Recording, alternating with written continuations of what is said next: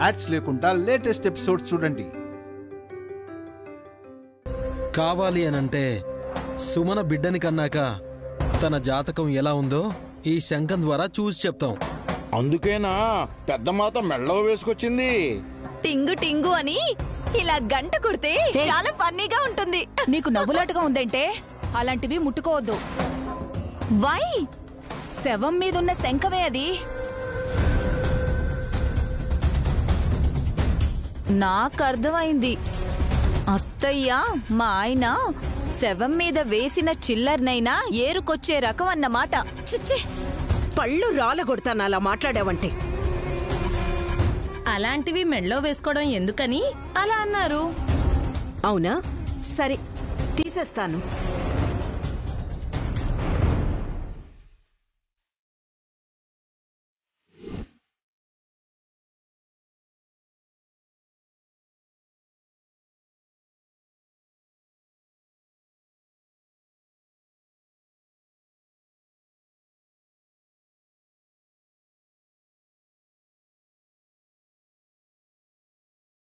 ఈ శంఖం నా మెళ్ళో అందంగా లేకపోతే దేవుళ్లతో సమానమైన పిల్లల మెళ్ళో ఉంటే బావుంటుంది కదా.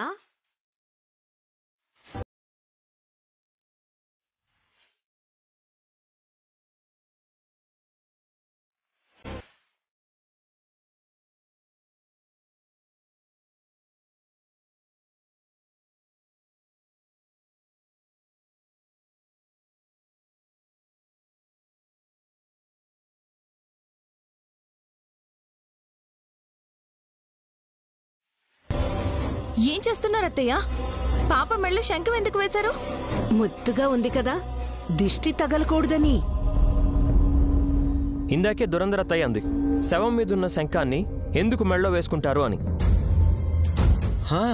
అందుకేగా మమ్మీ తీసి బంగారు బొమ్మకేసింది. అంటే ఏంటి మీ ఉద్దేశం? గాయత్రి పాపకు జ్వరం వచ్చినా ఏం వచ్చినా రాని అనా? తనకెందుకొస్తుంది? మా అక్కలే బలంగా ఉందిలే. అత్తయ్య, ముందు దాన్ని తీసేయండి. అరే, కంగారు పడుకున్నాయిని.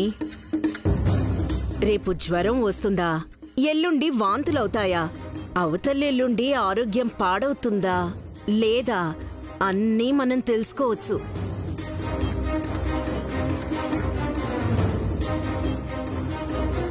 నాకు అర్థమైంది.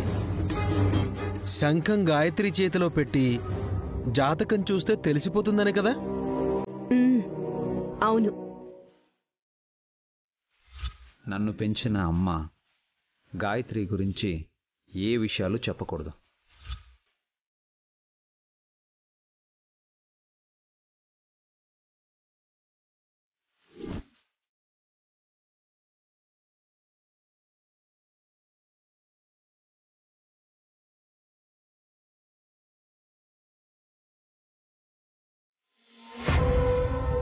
గురుగారు, ఎక్కడికి బయలుదేరారు?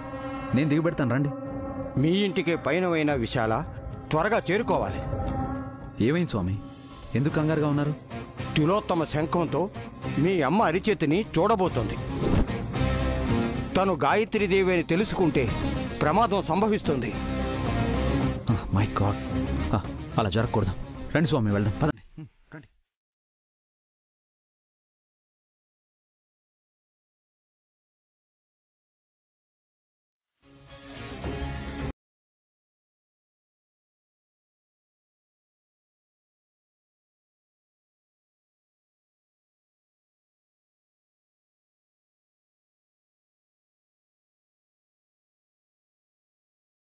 వద్దత్తయ్య, పాప జాతకం చూడకండి. ఇప్పుడు అవసరం కూడా లేదు. ఒళ్ళు వేడి చేస్తుందని రకరకాలుగా ఊహించుకునే మీకు క్లారిటీ ఇస్తుంది ఈ శంఖం.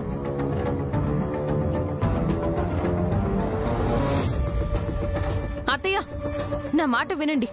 జాతకం చూడద్దత్తయ్య. అత్తయ్య, మిమ్మల్నే. శంఖంతో పిల్లల జాతకం భవిష్యత్తు చెప్పొచ్చు కదా. ఇప్పుడు గనక గాయత్రి చెయ్యి చూస్తే తన శత్రువు ఎవరో తిలోత్తమకి తెలిసిపోతుంది కదా.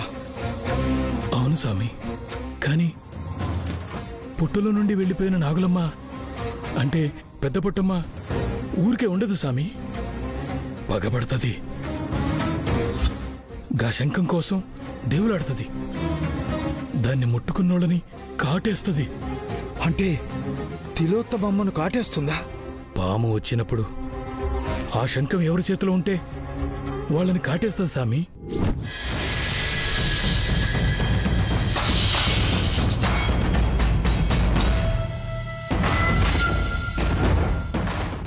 హాసిని, పాప చేయి పట్టుకో. అరిచేతి మీద శంఖం పెట్టి ఆడిస్తా. మీరు ఆడించాలనుకుంటే గాయత్రిని ఎత్తి భుజాల మీద కూర్చోబెడతాను. అమ్మవారి ఊరేగింపు అనుకుని ఇంటి చుట్టూ 5 రౌండ్లు వేయండి, పుణ్యం వస్తుంది.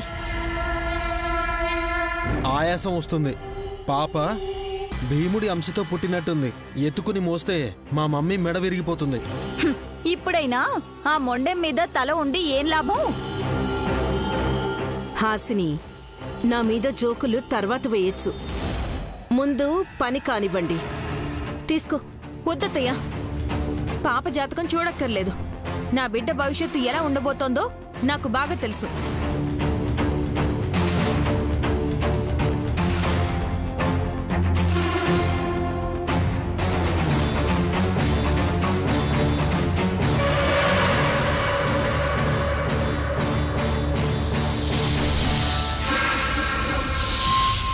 నీ కడుపున పుట్టిన బిడ్డైతే యువరాడవుతుందక్క. పూజారి గారి మనవరాలు ఎలా పెరుగుతుంది? గొప్పగానే పెరుగుతుంది. మీరు తప్పుగా ఊహించుకోకండి. అసలు ఎందుకు పిల్ల చేయి చూడకూడదని అంటుందో అది చెప్పమును ముందు. అవును, ఎందుకు నైని అడ్డుపడుతున్నావు? మాట కట్టుబడి ఉందేమో మాత.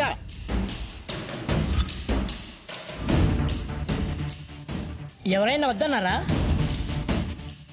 వాళ్ళ ఆయన వద్దన్నాడేమో.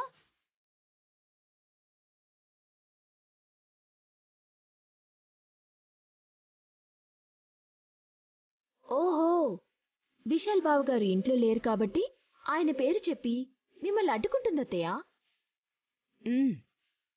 అది కాదు చెల్లి, ఈరోజు అమావాస్య కదా అని. ఓహో, అందుకా?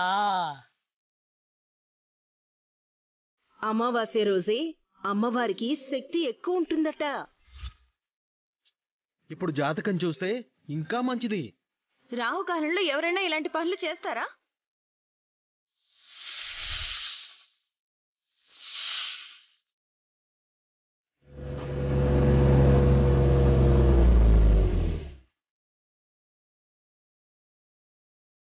కారు వచ్చినట్టుంది. విశాల్ వచ్చాడనుకుంటా.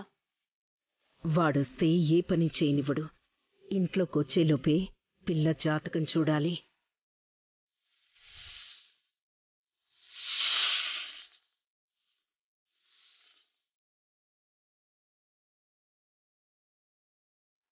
ఎవరొస్తే ఏంటి మమ్మీ? మనం ఏమైనా చెడ్డ పని చేస్తున్నామా? శంఖం పాప అరచేతి మీద ఆనించడమే కదా. అరిగిపోతుందా కరిగిపోతుందా చూడు.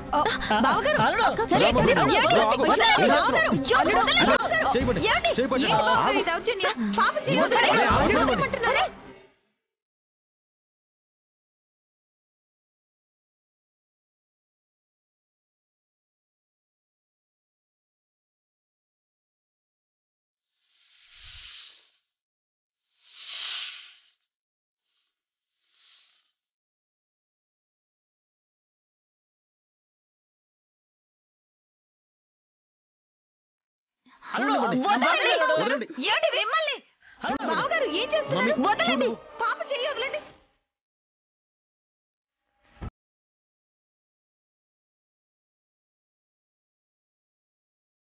నువ్వు చూడు మమ్మీ, నువ్వు శంఖం పెట్టు మమ్మీ ముందు.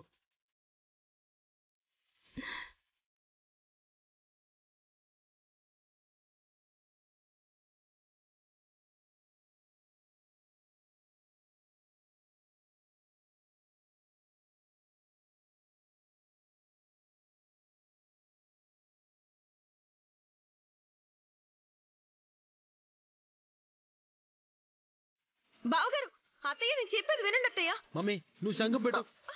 బావగారు వదలండి. మమ్మీ నువ్వు శంఖం పెట్టు. అత్తయ్య అత్తయ్య వదలండి అత్తయ్య. చూడు బావగారు, వదలండి. వదలండి. మమ్మీ తప్పండి.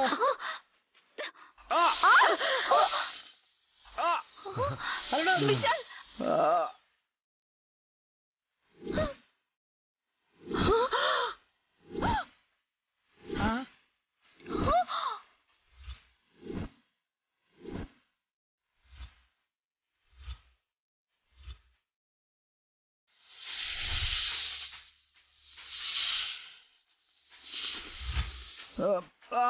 బాబు గారు, బాబు గారు, ఎంత పని జరిగిపోయింది.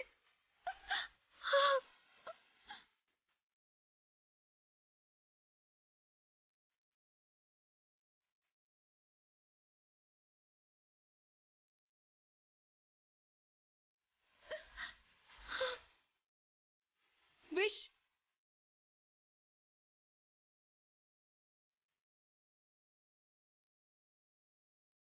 విషం దేహం నిండితే పెను ప్రమాదం. విధిరాతానుసారమే ఫలితం. మా అమ్మ చెప్పినట్టు జరిగింది. మీ అమ్మ నోట్లో మన్ను పడా అలా ఎలా అందే? నేను జాగ్రత్త. భయపడకండి బాబు గారు. హాస్పిటల్కి తీసుకెళ్దాం పదండి. పదండి బాబు గారు. లాభం లేదు, దక్కడు.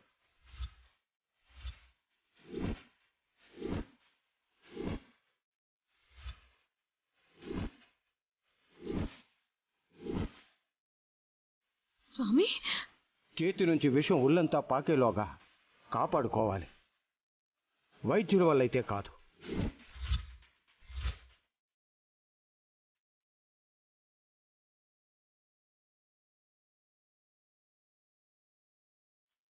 నాగయ్య ఇంత పని చేస్తాడనుకోలేదు. నీ మాటలు పక్కన పెట్టి గీత దాటొచ్చి మరీ కాటేసింది కదమ్మా.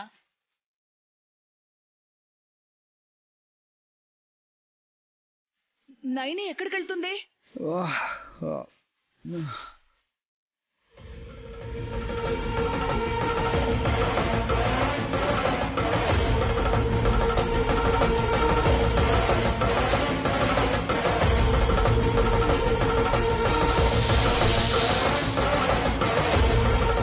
ఎంత పని చేసావు నాగయ్య నువ్వు. నా భర్తని నీ నుండి కాపాడుకోవాలని ఇంటి చుట్టూ ముగ్గుతో గీత వేశాను. నా మాటకి కట్టుబడి ఉంటావని నమ్మాను. మోసం చేసావు, మాట తప్పావు నువ్వు. గాయత్రి పాపకు అండగా ఉంటావని మురిసిపోయాను. దత్తత తీసుకోవాలని కోనేట్లో పడ్డ దీపాలు ఆరిపోకుండా చేసావని సంబరపడిపోయాను. కానీ కానీ నా మెళ్ళో మంగళసూత్రాలు ఉండడం నీకిష్టం లేదు. నా నుదుటిన విశాల్ బాబు గారు కుంకుమ పెట్టడం నీకు కష్టంగా ఉంది. నీకు మేము ఏం అన్యాయం చేసావని ఇలా చేసావు నాగయ్య? నా 5వ తనాన్ని తీసుకోవాలని నీకు ఎలా అనిపించింది? నిన్ను దేవుళ్ళ చూశాను, రాక్షసుళ్ళ ఎందుకు ప్రవర్తించావు? చెప్పు నాగయ్య, చెప్పు. మూగజీవి ఏం చెప్తుంది మాత? మాట రాదు కానీ కాటు వేయడం వచ్చని నిరూపించింది కదా. కూరల్లో విషాన్ని ఏ పాపం చేయని బాబుగారి మీద చల్లాలా? నీ భర్తని నాగయ్య కాటేస్తే మీరు అనాలమ్మా. అలా అంటే వింటయ్యా, గీత దాటి ఇంట్లోకొచ్చి బాబుగారి చేతి మీద కాటేసి వెళ్ళిపోవడం అందరూ చూశారు కదా.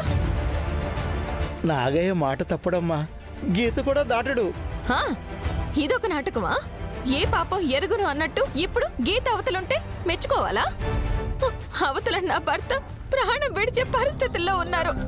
ఆవేశపడకు మాత, విశాల్ బాబుని కాటేసింది ఈ నాగయ్య కాదు, అదుగో తను.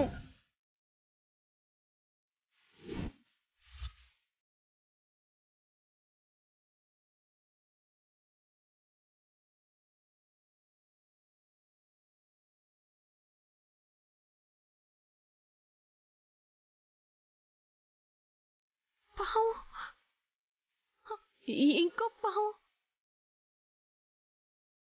ఇక్కడున్నది నాగయ్య అయితే అక్కడున్నది ఎవరు? పెద్ద బొట్టమ్మ.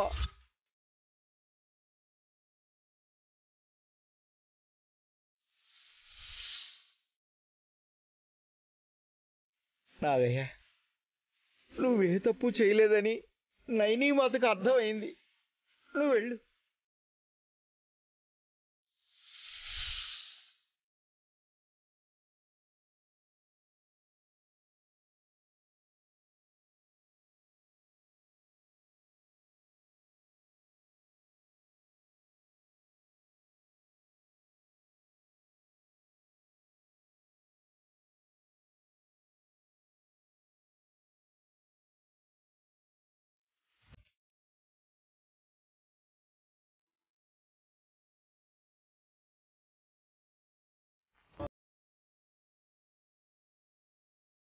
స్వామి,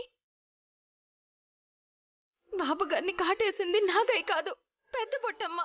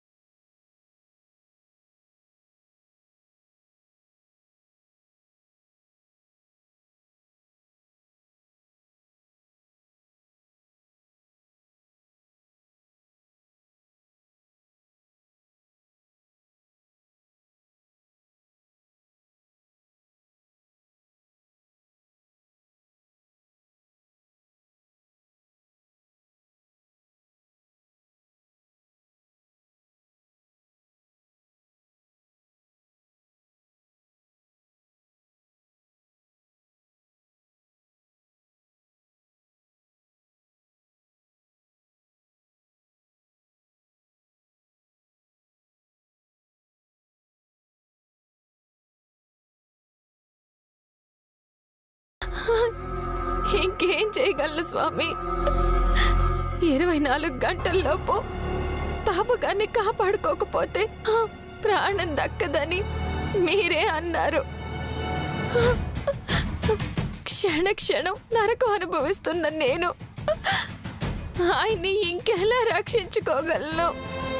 నిర్దిష్టమైన సమయం నిర్ణయించబడింది అంటే ఉత్కృష్టమైన సాహసం చేస్తే అనుకున్నది సాధించగలవని అర్థం. నైని, చెప్పండి స్వామి, నా భర్తని బ్రతికించుకోవడానికి ఏ దారుందో చెప్పండి, నేను వెళ్తాను. అది ముళ్ళ బాటైనా సరే నడుస్తాను. దేవమ్మ గుడికి వెళ్ళాలి.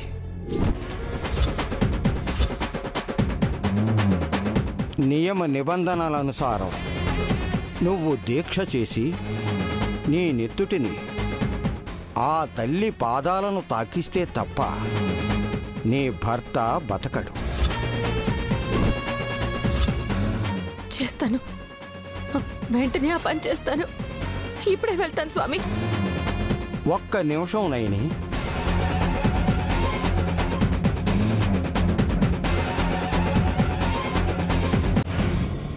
షరతు వినాలి. షరతా? అవును. దేవమ్మ గుడి దగ్గర నిన్ను భక్తులెవరైనా గుర్తుపడితే నీ దీక్ష భంగం అవుతుంది. ఆలస్యం చేస్తే విశాల ఆయుష్ ముగిసిపోతుంది.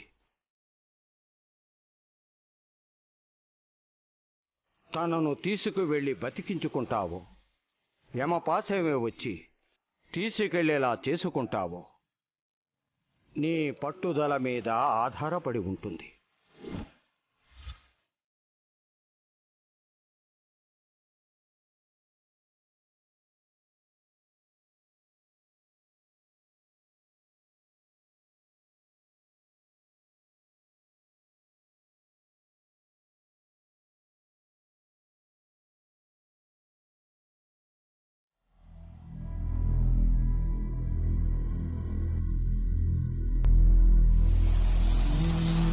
మమ్మీ కాళ్ళొత్తమంటావా? పర్వాలేదు లేరా. ఒత్తి పెట్టడానికి అవి మెత్తగుంటే కదా, ఎండు కట్టెలు. ఏయ్, కాళ్ళు నొప్పులుగా ఉన్నాయని నేను రిలాక్స్ అవుతూ ఉంటే కామెడీ చేయడానికి వచ్చావంటే? జోక్ చేసినా ఎవ్వరు నవ్వలేదత్తయ్య. నవ్వకపోవడం కూడా రోగమే. మేమందరం బానే ఉన్నాం బులిబాబు గారు. మీ ప్రేమైన సోదరుడు విశాల్ బాబు గారే చావు బతుకుల్లో ఉన్నారు.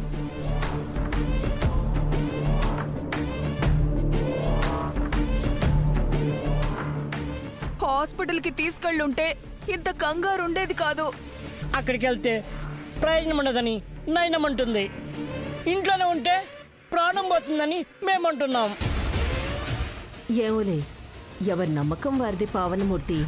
అద్భుతాలు జరుగుతాయని ఎదురు చూస్తుందేమో నైని. ఎదురయ్యా, ఎక్కడి నుంచి వస్తున్నారు?